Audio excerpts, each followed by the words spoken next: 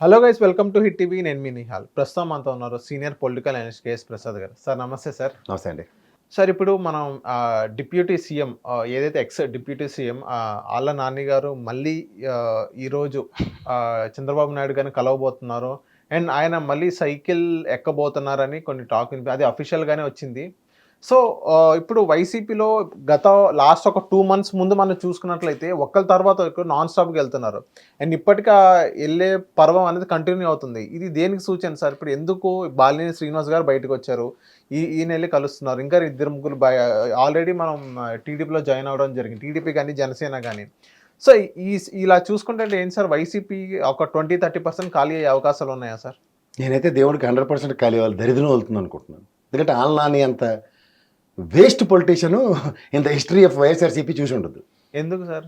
నేను చెప్తున్నాను కదా, ఆయన వల్ల తండ్రి కొడుకులు కారుమూరి నాగేశ్వరరావు గారు వాళ్ళ అబ్బాయి ఓడిపోవడానికి కర్త కర్మక్రియ being in charge for Eluru parliament constituency. ఎందుకంటే ఏ పని చేయలేదు. మీకు కరోనా పాండమిక్ సిచ్యువేషన్లో ఆంధ్రప్రదేశ్ సక్సెస్ రేషియో చూడండి ఒకసారి. అప్పుడు ఒక ఆరోగ్య శాఖ మంత్రి అయ్యండి కూడా వరస్ట్ పర్ఫార్మెన్స్. జగన్మోహన్ రెడ్డి లాంటి వ్యక్తిగా మంటకి ఎత్తి అవతలు ఇసిరేసాడు, ఈ చెత్త వదిలే అని.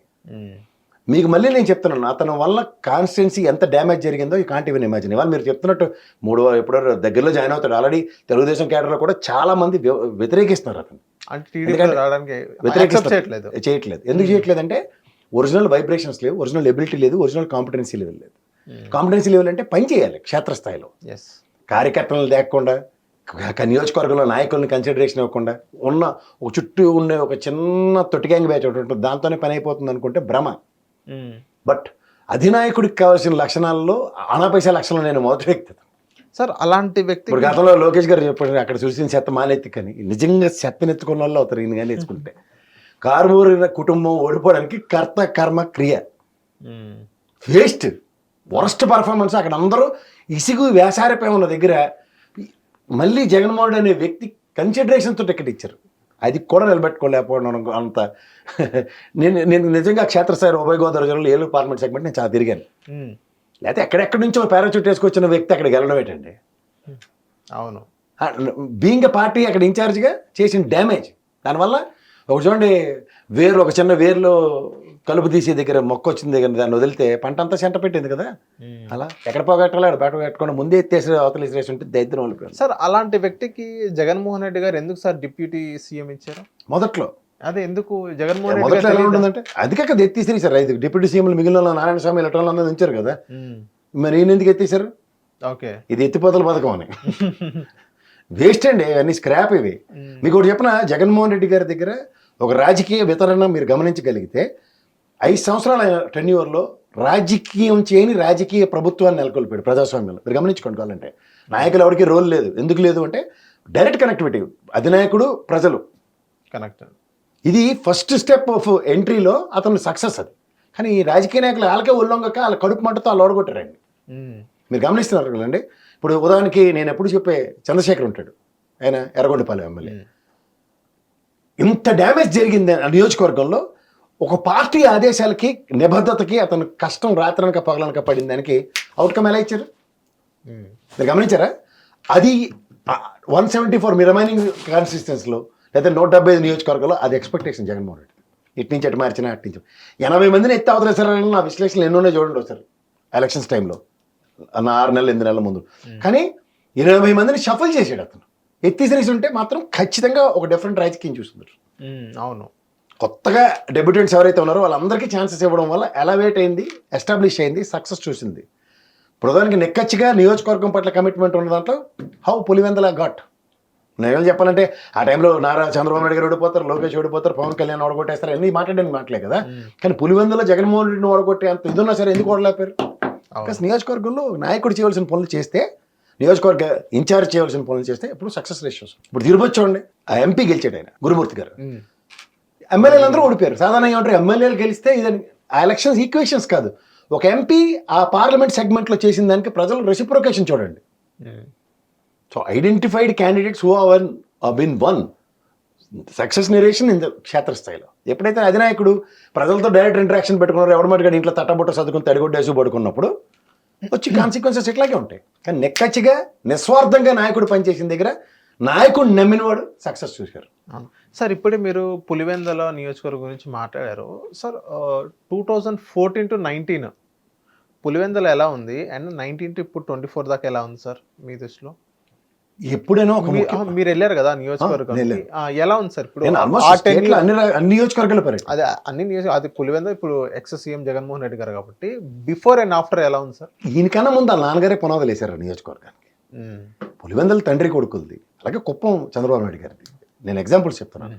ఒక చీఫ్ మినిస్టర్ క్యాడర్లో వాళ్ళు టెన్యూవర్లో నియోజకవర్గానికి ఖచ్చితంగా నా భూతో నా భవిష్యత్ అన్నట్టు ఉంటుంది.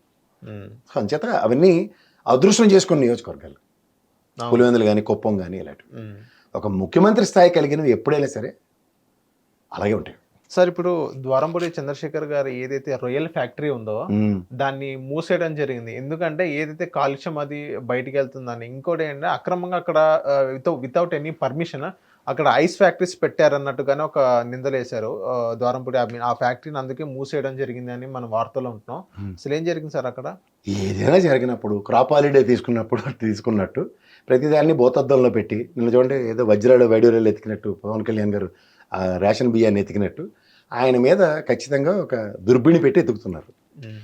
ముందు కాన్సిక్వెన్సెస్ ఎదుర్కొని బదులు ముందు నాన్ ఫంక్షనింగ్ అన్నట్టు వదిలేస్తే అయిపోతుంది కదా. అంటే ఆయన ఎందుకు టార్గెట్ చేశారు సార్? ఇప్పుడు మొన్న సీజ్ ద షిప్ అని ఏదైతే ఒక బోర్డు దగ్గర ఉందో, ఏదైతే ఈవెన్ ద్వారపూడి చంద్రశేఖర్ గారి పేరు కూడా రావడం జరిగింది. సో ఆయన గట్టిగా టార్గెట్ చేశారు అనుకుందా? ఏమిటి for Aishwarya Rai settled with Rena Rai లాగే ఉంటుంది. ఇప్పుడు సింపుల్గా ఏమవుతుందంటే నిజంగా నీకు ద్వారంపూడి చంద్రశేఖర్ గారి మీద పవన్ కళ్యాణ్ గారు వ్యక్తిగతంగా, ఎందుకంటే నియోజకవర్గంలో అప్పుడున్న పరిస్థితుల్లో ఛాలెంజ్లు అవన్నీ విన్నాం ఎలక్షన్స్ ముందు. అక్కడ కనీసం పవన్ కళ్యాణ్ గారు ఇప్పుడు అక్కడ గెలవలేదు, స్థానిక ఎమ్మెల్యే కాదు, పాయింట్ 1. రెండోది ఒక మినిస్టర్గా పంచాయతీరాజ్ శాఖలో ఉన్న డిస్క్రిప్షన్స్తో ఆయన ఏదైనా వేలెత్తి చూపించగలిగిన, లేదంటే వ్యవసాయ ఆక్వా శాఖ నిర్వర్తిస్తున్న మినిస్టర్ అయి ఉన్నా ఇలాంటి విషయాల్లో ఆయనకి ఇన్వాల్వ్మెంట్ ఉంటే ఎవరన్నా కనీసం, లేదా ఫ్యాక్టరీస్ కార్మిక శాఖ మంత్రి అయినా సరే, ఇవన్నీ కానప్పుడు అవుట్ ఆఫ్ ద బాక్స్ రాజకీయాల్లో ఎవరి జాగ్రత్తలు అలా తీసుకుంటారు సార్. ఆ బయలు ముజే మారని ఎవరు ఇచ్చారు. సో అలాంటప్పుడు చంద్రశేఖర్ గారు కాన్సిక్వెన్సెస్ కన్నా ముందు కంపెనీ క్లోజ్ ఏ కారణంతో అయినా వచ్చు. వాళ్ళ ఎక్కువ రంగంలో సబ్సిడైజ్ రేట్లు రాకపోవచ్చు, పవర్ సప్లై దీనికి నాకు వచ్చిన ఈల్డ్కి దీనికి తక్కువ అవ్వచ్చు, అలాగే చాలా ఉంటాయి కారణాలు. ఓకే, ఇప్పుడు ఇదే కారణం ఎవడెవడికి భయం పడతారు. వాళ్ళు 3-4 జనరేషన్స్ నుంచే అదే బిజినెస్లో ఉన్నారు వాళ్ళు. అవును, రైస్ అండ్ దీంట్లో అవును. ఇట్లా ఇలాంటి శతకాట్లకి తెలుగుదేశం గవర్నమెంట్ అయిన ఎప్పుడు చూడలేదా? ఇప్పుడు 2014 నుంచి 19 దాకా తెలుగుదేశం గవర్నమెంటే కదా. ఆయన బిజినెస్ ఏమైనా ఆపు కూర్చున్నాడే? లేదు. This are all simple answers ఉంటాయండి మన దగ్గర. ఊరికనే గాబరా పడిపోయి మనం ఏది ఇవ్వాలా అంటే కాదు. అన్యాక్రాంతంగా రేషన్ బియ్యం వాస్తవానికి జరుగుతూనే ఉంది. అవును, కానీ అది ఎక్కడికక్కడ దానికి చెక్స్ అండ్ బ్యారియర్స్ ఉంటున్నాయి. ఇప్పుడున్న పరిస్థితుల్లో ఇంకా దాన్ని స్ట్రెంథన్గా తీసుకోవడానికి ఈ ప్రభుత్వం నిర్ణయం తీసుకుంటే అర్శనీయమే. కానీ అది దట్ డజన్ మీన్ దట్ ఇంకెవడు ఎక్స్పోర్ట్లు చేయకూడదు, ఇంపోర్ట్లు చేయకూడదు, కాకినాడ పోర్ట్ అంతా భ్రష్టు పట్టిపోయింది అంటే మాట్లాడడం చాలా తప్పు అంటాను. అవును, బికాజ్ ఎందుకంటే హైయెస్ట్ ట్రేడింగ్ జరుగుతుంది ఛత్తీస్గఢ్, ఈ చుట్టుపక్కల రాష్ట్రాల దగ్గర నియరెస్ట్ పోర్ట్ అదే కాకినాడ పోర్టే. అవును. సో అలాంటి పోర్ట్లో ఇవాళ మీరు ఇప్పుడు గత ప్రభుత్వంలో అక్కడ ఒక కాకినాడ ఎంపీ గారే ఒక హర్షణీయమైన నిర్ణయం తీసుకున్నాడు. ఏమని? దాన్ని నిరోధించడానికి. ఏది? 500 కోట్ల ఇన్సెంటివ్ తీసుకొచ్చాడు అక్కడ జరిగిన ఎక్స్పోర్ట్కి. అంత ఎక్స్పోర్ట్కి ఇన్సెంటివ్ వచ్చే అంత పోర్ట్ ఉంటే ఇవాళ రైస్ ఎక్స్పోర్ట్ అనేది ఏదైతే ఉందో ఏపీఆర్ఏ, ఆర్ఏసీ, రేస్ ఈ రెండు ఇచ్చిన ఎగ్జామ్షన్స్ ఇంకా ప్యాడీ ఎక్స్పోర్ట్కి రిలాక్సేషన్స్ ఇచ్చింది. అంటే ఇది గత ప్రభుత్వంలో గణనీయమైన ఘనతే కదా. అవును. సో అంచేత మనం దాన్ని ఏది పడితే అది ఒక ఇండివిజువల్స్ని పట్టుకొని మొత్తం దాని బిజినెస్ అంతటిని అక్కడ ఉన్న కాకినాడ పోర్టు పరిసర ప్రాంతాలని ఎలా పడితే అలా ఆపాదించి మాట్లాడడం ఎంతవరకు? సార్ బాలినేని శ్రీనివాస్ గారు ఒక ఇంటర్వ్యూలో ఏమన్నారండి సార్, ఇప్పుడు రేవంత్ రెడ్డి గారు ఇక్కడ సీఎంగా అయిన తర్వాత ఢిల్లీలో పార్టీ ఇచ్చారు. ఢిల్లీలో పార్టీ ఇచ్చిన అనంతరం ఇప్పుడు అక్కడ ఎంపీ స్థానంలో రేవంత్ రెడ్డి గారు ఉన్నప్పుడు కొంతమంది ఫ్రెండ్స్ ఉన్నారు, ఇండియా వైజ్ ఫ్రెండ్స్ ఉన్నారు, వాళ్ళందరూ పిలిపించి పార్టీ ఇచ్చారు. ఆంధ్ర రాష్ట్రం నుంచి 17 మంది ఎంపీలు వెళ్ళారు అదే పార్టీకి, వైఎస్ఆర్సీపీ నుంచి. ఇప్పుడు అక్కడ పార్టీకి వెళ్ళినందుకు 17 మంది ఎంపీలు జగన్మోహన్ రెడ్డి గారి టికెట్ ఇవ్వలేదు అన్నట్టుగా బాలినేని శ్రీనివాస్ గారు అన్నారు. దాన్ని అది ఎలా చూడొచ్చు సార్? సాధారణంగా ముసలోళ్ళు గుళ్ళకి వెళ్ళి పురాణాలు కాలక్షేపాలు చెప్పుకుంటూ ఉంటారు, లేదా నాలుగు రిటైర్ అయినట్టు వచ్చి ఇలాంటి అనలిసిస్ చేస్తుంటాం. ఎందుకు వచ్చినవి? ఎంతమంది టికెట్లు ఇప్పించుకున్నాడో ఏం చేశాడో మర్చిపోతే గులివిందుకి సామెతే.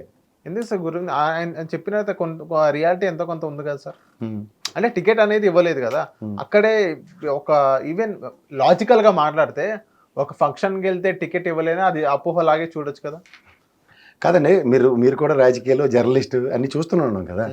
చిన్నప్పుడు నా పెన్సిల్ లాక్కున్నామా నీ జట్టు పీస్ అన్నట్టు ఇది ఏమన్నా అది 100 కోట్ల ఎంపీ పదవులు, ఎంపీ టికెట్లకి ఎంతెంత బేరాలు ఉంటాయి అందరికీ తెలిసిన విషయాలే. ఇవాళ మీకు ఒక సర్కమాస్టెన్షియల్ సిచ్యువేషన్స్లో ఏం జరుగుతుందో ఆ పాట ఊహించుకోకుండా ఎవరు లేరు. మరి అలా అయితే కొంతమంది ఎంపీలని ఎమ్మెల్యేల కింద తెచ్చినవి షఫుల్ చేసిన అటు ఇటు షఫుల్ చేసిన కోవట్. ఇప్పుడు కృష్ణదేవరాయలు గారు ఉన్నారు, వైఎస్ఆర్సీపీలో ఎంపీ అయ్యారు. అప్పుడు కొన్ని సిచ్యువేషన్స్ ఏ విధంగా ఉన్నాయి? లవ్ శ్రీకృష్ణ మీరు ఆ పరిసర ప్రాంతాల్లో కదా మార్పు గల కారణం some sort of indirect court operations. ఇప్పుడు వల్ల ఆయన సురక్షితంగా ఎలా ఉన్నాడు? ఎంపీ ఎలా గెలిచాడు? ఆయన బఫర్ జోన్స్ క్రియేట్ అవుతున్నప్పుడు ఒక పార్టీకి డ్యామేజ్ ప్రాస్పెక్ట్లో డ్రైవ్ చేస్తారు. దానికి కారణాలు ఏంటంటే కర్ణుడి సాగు కొంత కారణాలలాగా అలా అప్పుడు ఆ పార్టీకి వెళ్ళాడని ఈయన ఇప్పుడు ఏంటంటే హెచ్చకం కబుర్లు చెప్తే బాగా నచ్చుతుంది కదా, టైంపాస్ కదా. సార్ ఇదే బాలినేని శ్రీనివాస్ గారు ఇంకో మాట కూడా అనడం జరిగింది. ఏదైతే ఇప్పుడు అర్ధరాత్రి లేపి నాకు సంతకం చేయమన్నప్పుడు సంతకం చేయమని చెప్పారు, నేను సంతకం చేశాను, నాకు ఎటువంటి సంబంధం లేదు దానికి సెకీ గురించి దాని గురించి. జీవితంలో చేసిన ఏకైక మంచి పని అది, అర్ధరాత్రి లేచి సంతకం పెట్టడం. దానివల్ల నెక్స్ట్ క్యాబినెట్ మీటింగ్లో ₹5.90 ఉన్న రేట్ని ₹2.49 నెగోషియేషన్స్లో ఒక కమిటీ తిరుగుగా దాన్ని నిర్ణయించి సెకీతో ఒప్పందం జరగడానికి ఆ సంతకం అర్ధరాత్రి అయితే అపరాత్రి అయితే దేయాలు మాడుకున్న టైంలో నిద్రలేయడమే గొప్ప విషయం. సార్ దీని సెకీ గురించి గవర్నమెంట్ సెకీకి ఒక ఐ మీన్ దీని గురించి ఎంత స్కామ్ అయింది ఏంటి దాని గురించి పరిశీలిస్తున్నారంట. ఎస్, మన న్యూస్లో చూసాం. ఇంకోటి ఏంటంటే ఒక నోట్ అనేది రాస్తున్నారు సెకీకి, అది నోట్ అనేది కూడా ప్రిపరేషన్ అయిపోయింది, ఎలా చేయాలో ఫర్దర్గా ఎలా ప్రాసెస్ చేయాలన్నట్టుగానే వాళ్ళ కూటమి న్యూస్ ఛానల్స్లో మనం చూస్తున్నాం. ఆ నోట్లో ఏముండదు అనుకుంటున్నారు సార్ మీరు? అది మొత్తం రద్దు చేస్తారా లేకపోతే ఇంకేదైనా చేస్తారా సార్? That's more welcome. ఇప్పుడు రద్దు చేసి ₹2.49 ఏదైతే ఒప్పందం జరిగిందో విత్ ట్రాన్స్పోర్ట్ ఛార్జెస్తో లేదు ఈ ఎన్డీఏ కూటమి ₹1.80 లేదా ₹1.50 లేదా ₹2.40 విత్ ట్రాన్స్పోర్టేషన్ తెస్తే ఇలా 2 చీరలకు దండం పెట్టాలి. అవ్వని పెళ్ళికి బాజాలు ఎందుకు సార్?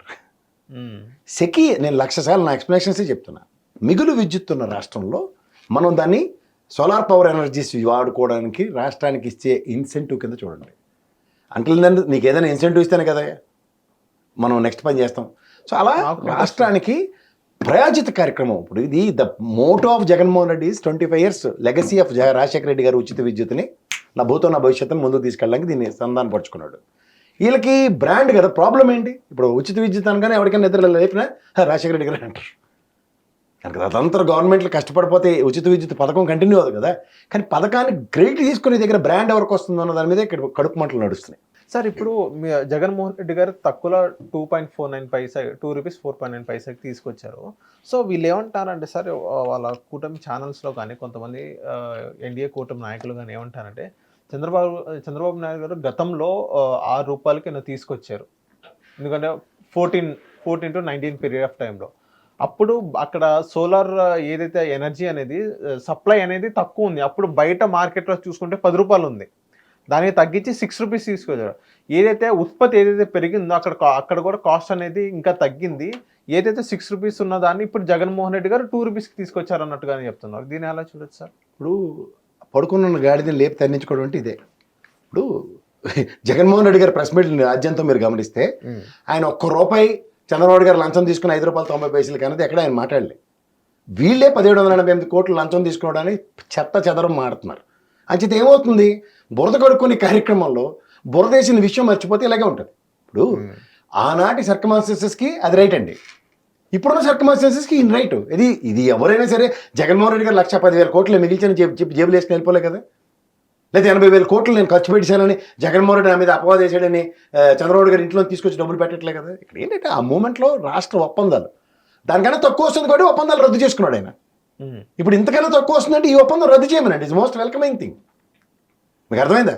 గతంలో వాడి మీద పడి ఏడిసి బదులు ఇప్పుడు మనం ఇన్స్టెంట్ రియాక్టివ్ మోడ్లో మనం ఏం చేస్తాం? ఇప్పుడు అన్నట్టు ఎక్సెస్ పవర్ సక్సెస్ఫుల్ రేషియోలో పవర్ ₹40 దొరుకుతుంది అనుకుంటే చేసుకోమండి ఒప్పందం. ఎవరు కదన్నారు? మంచి శుభపరిణామం అది. ఓన్లీ చేయవలసింది ఏంటంటే భారత ప్రభుత్వం చేసుకుని ఒప్పందం రద్దు చేసుకుని సెకండ్ నుంచి అదే కరెస్పాండెన్స్తో ముందుకు రమ్మనండి. ఇప్పుడున్న విద్యుత్ శాఖ మంత్రికి అర్ధరాత్రి వెళ్ళి తలుపులు కొట్టకుండా తెల్లారి సంతకం పెట్టమనండి. ఎవరు కాదనండి? ఒకప్పుడు సార్ ఇప్పుడు గెట్ టుగెదర్ అనేది ఫ్యామిలీ ఫంక్షన్స్ అనేది తరచుగా మనం చూస్తాం. ఇది స్మార్ట్ ఫోన్స్ అవన్నీ రాకముందు ఒక 7 years ముందు సో ఇప్పుడు ఆ ఫ్యామిలీ ఫంక్షన్స్ గెట్ టుగెదర్ కాకపోతే క్యాస్ట్ గెట్ టుగెదర్ లా అయిపోయింది.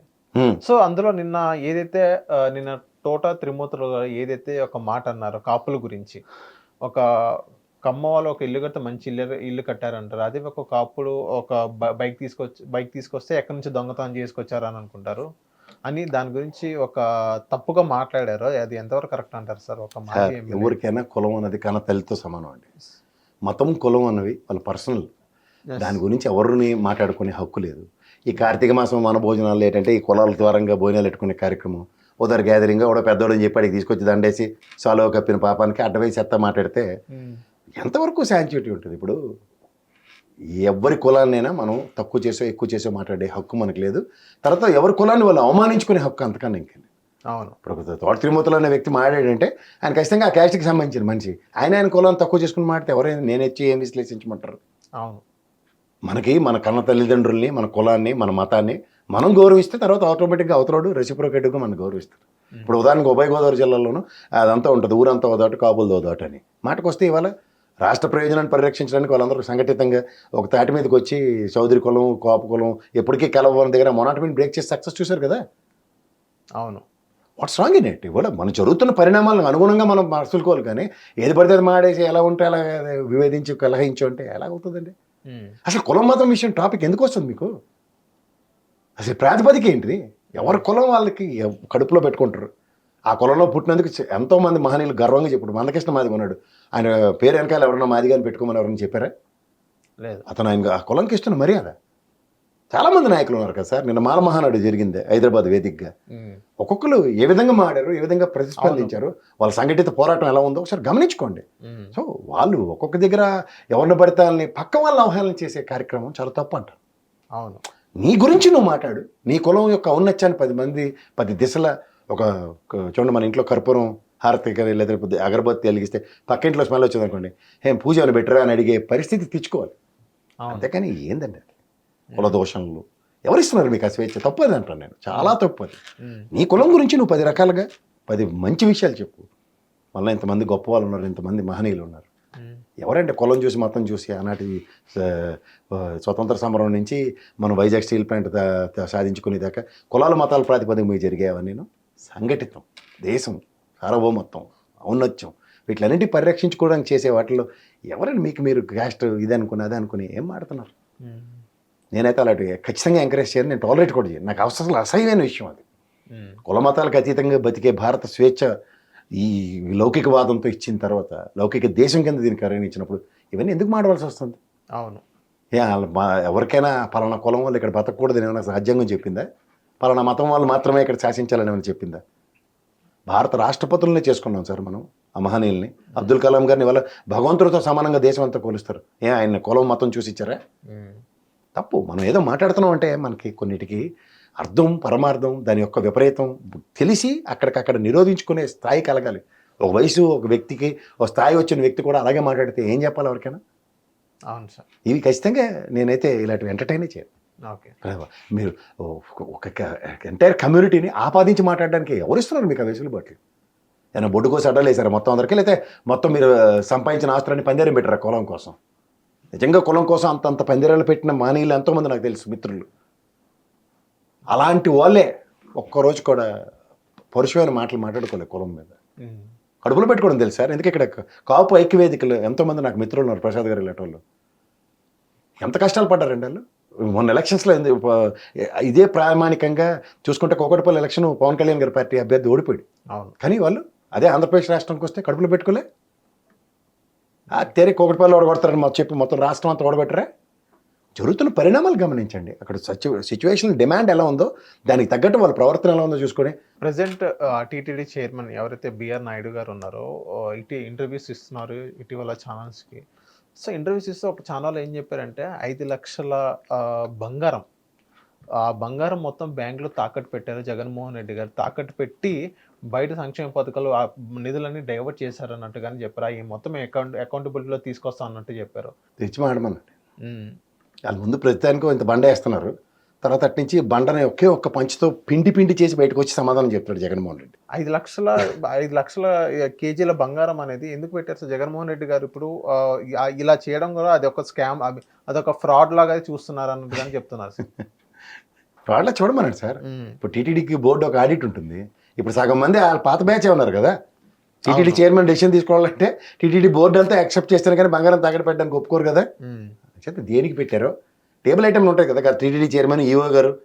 ఇది కదా సార్, సడన్గా నీకు ముందు వచ్చిన తొక్కనే వెనకొచ్చిన కొమ్ములు వాడి అన్న దీంట్లో గాబరా పడిపోయి శ్రీవాణి ట్రస్ట్ రద్దని మొదలెట్టి లాస్ట్కి టీటీడీ బోర్డుకి డొనేషన్లు ఇచ్చి అదే కంటిన్యూ అవుతుంది. దానికి శ్రీవాణి ఇవాళ నుంచి రద్దని చెప్పడానికి వినడానికి బాగుంది కదా, కానీ వాస్తవం ఏంటి చెప్పండి సార్? ఏం జరిగింది చెప్పండి? శ్రీవాణి అనే సంస్థ పేరు త్రూగా జరిగే దర్శనాలు ఆ ఛార్జీలు ఏమైనా తగ్గి వైపు ఆ దర్శనమే లేదని వెసులుబాటు ఉందా, లేకపోతే ఇంకా ఎయిర్పోర్ట్లో పేరు మార్చి టీటీడీ దేవస్థానంకి డొనేషన్ ఇచ్చే కార్యక్రమం ఉందా? అయితే ఈ లడవడి బ్యాచ్ని, న్యూస్ని వండివార్చే బ్యాచ్ల్ని చూసి ఇసిగెత్తిపోయి ఉన్నాం. సో 5 లక్షల కోట్లు, 5 లక్షల కేజీల బంగారం. 5 లక్షల కేజీలు అంటే మీరు ఏంటి సార్ ఒకసారి అప్రాక్సిమేట్గా రాష్ట్ర బడ్జెట్ దాటుతుందా లోపల ఉంటుందా లెక్క కొట్టండి సార్. ఒకసారి క్యాలిక్యులేటర్ తీసుకోవడం ఒకసారి ఉండండి. ఉన్నాను సార్, ఎందుకు మనం ఒకసారి ప్రజలకు చెప్దాం ఒక మాట. కొనండి సార్, మీరు ఫిగర్ చెప్తారు కదా. 5 లక్షలు, 5 లక్షల బంగారం, 5 లక్షల కిలోల బంగారం. కిలోలు అంటే ఎన్ని తొలాలు? చాలా ఉంటాయి సార్. అది 10 తొలాలు ఎన్ని గ్రాములు వస్తుంది? కేజీకి 1000 గ్రాములు. ఒక గ్రాము 5000 ఉంటుంది కదా. 5000 ఇంటూ కేజీకి ఎన్ని? 1000 గ్రాములు. ఎంత? చాలా ఉంది సార్. చెప్పండి సార్, లెక్క చెప్పాలి కదా ప్రజలకి. 1 లక్ష కేజీ, ఒక కేజీ బంగారం 50 లక్షలు అండి. 5 లక్షల కేజీలు, 5 లక్షల కేజీలు అంటే 100 కేజీలు చాలా కొన్ని కోట్లు వెళ్తున్నాయి కదా. 2,50,000 కోట్లు అండి, అంటే రాష్ట్ర బడ్జెట్. 2,50,000 కోట్లు తీసుకురామనండి, లెక్కలే చాలా ఈజీ కదా. ఇప్పుడు మనం నిన్నే బడ్జెట్ ప్రవేశపెట్టారు. నిన్న పెట్టిన బడ్జెట్లో మళ్ళీ మన మాట ఇన్ని అప్పులు చెప్పారు కదా. ఎంత 6,47,000 కోట్ల అప్పులు చెప్పారు కదా. మరి టీటీడీ బోర్డు సంబంధించిన ఇది అటానమస్ బాడీ నుంచి కూడా అప్పు తెచ్చింది చూపించాలి కదా. అవును, చూపించాలక్కర్లేదా? చూపించాలి. మరి చూపించి చెప్పాలి కదా ప్రజలకి. లేకపోతే ఇంకా చంద్రబాబు గారు ఇంకా తవ్విన కొద్ది వస్తున్నాయంటే ఈ కొత్తగా తవ్విన గనుల్లోంచి కార్యక్రమం ఇస్తే జనవరి ఎజెండా రెడీ చేస్తున్నారు రేటు కొంప తీసి. పనికార పథకంలాగా ఈ నెలకి బియ్యం వచ్చింది, నెక్స్ట్ మంత్కి తిరుమల తిరుపతి వస్తాను. 5 లక్షల కోట్ల అప్పులు, 5 లక్షల కేజీలు బంగారం తాకట్టు పెట్టేశారండి. వినివాడు వెర్రివాడు అయితేట చెప్పేవాడు టీటీడీ చైర్మన్ అంటే వస్తుంది. ఎందుకంటే 2 రోజుల్లో దీని అసలు విషయాలు బయటకు వస్తాయి, మీరేం గారపడకండి. తర్వాత మళ్ళీ నేనే వస్తాను, మీరు నన్ను అడుగుతారు, విత్ సబ్స్టాన్షియల్ ఎవిడెన్సెస్ ప్రూవ్ చేద్దాం. సార్ కడప జిల్లాలో ఒక మాట అనడం చాలా సులువు అండి. టీటీడీ చైర్మన్ ఎన్ని లక్షలు నెయ్యి చూడండి తుస్తు ఏది చేసిన హడావుడేంటి. మా సార్ అయితే కింద నుంచి పైకి మెట్లు కూడా కడిగించిండు. పవన్ సార్ అయితే ఏమైంది? అలాగే కడుగుతారు. ఈసారి బూజులు గారు తీసుకొచ్చి బూజులు దులుపుతారు ఇప్పుడు బుర్రలో అవి. సార్ ఇప్పుడు ఆర్టీపీపీ దగ్గర కడప జిల్లాలో ఇప్పుడు జేసీ ప్రభాకర్ రెడ్డి గారికి వర్సెస్ ఆదినారాయణ వర్గీయులకి ఇద్దరి మధ్య గొడవలు అవుతున్నాయి. ఎందుకంటే ఏదైతే ఫ్లై యాష్ ఉందో, ఏదైతే వేస్ట్ బూడిదుందో అది జేసీ ప్రభాకర్ రెడ్డి గారి లారీలని వీళ్ళు ఆపుతున్నారని వీళ్ళని ఆపుతున్నారు. అక్కడ గొడవ జరిగే పరిస్థితి మనం చూస్తున్నాం కదా. సో వాళ్ళే పడకుండా మాకు కావాలని కొట్టుకుంటే దీన్ని ఎలా చూడొచ్చు సార్? ఇప్పుడు పబ్లిక్ ఏ సమాచారం ఇస్తున్నారు సార్ వాళ్ళిద్దరు? ఇప్పుడు పబ్లిక్ ఏ సమాచారం కాదండి. ఫస్ట్ ఆఫ్ ఆల్ వీళ్ళిద్దరూ కాంగ్రెస్ నుంచి వచ్చిన వాళ్ళే. వీళ్ళకి అక్కడి నుంచి ఉన్నాయి గోతులు తవ్వుకునే బ్యాచ్లు ఇవి. ఇప్పుడు తీసుకొచ్చి తెలుగుదేశంలో జాయిన్ చేసి ఒకడేమో బీజేపీ పరంగా ఉంటే ఒరిజినల్ బుద్ధులు పుట్టుకుతో వచ్చిన పుడకల దాకా బాగున్నాయి. వాళ్ళు ఒరిజినల్గా అట్లా అక్కడ ఉన్న చుట్టుపక్కల దాన్ని ఏమంటారు సహజ వనరుల మీద ఏది దొరికితే దాన్ని ఎత్తేసే బ్యాచ్లు ఇవి. సార్ ఇప్పుడు మనం చూస్తుంటే కొంతమంది ఏమంటారు సార్, న్యూట్రల్ పర్సన్స్ ఎవరైతే ఉన్నారో జేసీ ప్రభాకర్ గారు ప్రతి దాంట్లో టచ్ చేస్తున్నారు, ప్రతిదీ కెలుకుతున్నారు అంటారు కానీ చూస్తున్నారు. నేను కొత్తగా తెలిసిందే వాళ్ళకి. ఆయన పుట్టిన కాడి నుంచి అన్నింటిలో వెళ్ళడం అన్నమాట. మన ఆటో కాంగ్రెస్ గవర్నమెంట్ ఉన్నప్పుడు ఆర్టీఐ ఆఫీస్ మీద వచ్చి అటాక్ చేసినవన్నీ మర్చిపోయారా మీరు? లేదంటే ఏమైనా బీజేపీ పార్టీలో జాయిన్ అయిపోకుండా అచ్చని పచ్చబోస అయిపోతారు అనుకుంటారు ఆదినారాయణ రెడ్డి అలాంటి వాళ్ళు. వీళ్ళందరూ ఒరిజినల్గా అక్కడ ఆయన ఆదినారాయణ రెడ్డి గారి నియోజకవర్గంలో ఇసుక ఎంత జరుగుతుందో మాఫియా అందరికీ తెలుసు. అక్కడ మేట్లు ఆయన ఇంటి ముందు అవన్నీ ఏమయ్యాయి? ఇవన్నీ చూడండి సార్, నదీ పరివాహక ప్రాంతాల్లో ఉన్న ఇసుక ఇలాంటి వాటిలన్నిటికీ స్థానిక ఎమ్మెల్యేలు ఎవ్వరూ అతీతులు కాదు. ఎవ్వడికాడే అతీతుడు. వాడికి వాడే అచ్చని పచ్చపోసం చెప్పుకుంటాడు తప్ప సహజ వనరుల దోపిడీలో నిజంగా ఆ నియోజకవర్గంలో 190 మంది మాల్ ప్రాక్టీస్ చేసేసే వాళ్ళే. ఎవడో రేరుగా ఒకళ్ళు ఇద్దరు మిగులుతారు వేల మీద లెక్కెట్టి వాళ్ళు ఎవరు మనకి ఇప్పుడు కనపడరు. అంచేది ఈ రోజు ఉన్న పంచాయతీలే ఒక టెరిటరీలోకి వాళ్ళు ఎంటర్ అయినా ఓటు డబ్బులు ఒకటి పట్టుకెళ్ళిపోతున్న కళ్ళ ముందు అందులో నా పార్టీ వాడు నీ పార్టీ వాడు మనందరం ఒకటే బ్యాచ్లు ఉండవు, ఎవరిది వాళ్ళే, ఇది గుర్తుంచుకోండి. సార్ మొన్న లోకేష్ గారు ఒక మాట అనడం జరిగింది, ఏదైతే నెక్స్ట్ ఇయర్ కల్లా అమరావతి ప్లాన్ అనేది అసలు ఏం చేయబోతున్నారు అనేది మొత్తం మీ కళ్ళ ముందు పెడతాం. నెక్స్ట్ అమరావతి పరిసర లాస్ట్ ఒక 5 years మనం చూసుకున్నట్లయితే ఇప్పుడు రియల్ ఎస్టేట్ అనేది సరిగ్గా లేదు. రియల్ ఎస్టేట్కి వ్యతిరేకి వైఎస్ఆర్సీపీ పార్టీ వాళ్ళు.